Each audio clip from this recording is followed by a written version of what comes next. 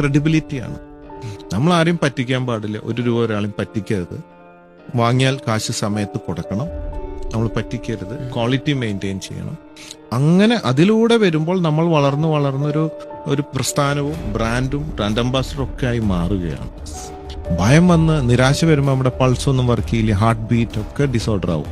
അപ്പോൾ പഠിച്ചതുപോലെ നമ്മൾ കണ്ടില്ലേ, പരീക്ഷയ്ക്ക് ഇരിക്കുമ്പോൾ പഠിച്ച സാധനം പോലെ ചിലപ്പോൾ എഴുതാൻ പറ്റില്ല. ഹാളിൽ നിന്ന് പുറത്തിറങ്ങി നോർമലായി ടെൻഷൻ പോയി ഇതൊക്കെ പടപടാന്ന് വരും. പേടിയുടെ ആവശ്യമില്ല. ഭയം ഭയങ്കര ശത്രുവാണ്. നമ്മുടെ വിജയത്തിന്റെ ശത്രു ബ്ലോക്ക് ഭയമാണ്. ലോകത്ത് നേടിയവരൊക്കെ മനുഷ്യരാണ്. അവരൊന്നും ഏലിയനോ ഒന്നുമല്ല.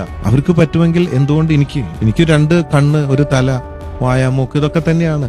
2 തലയില്ലല്ലോ. So why not?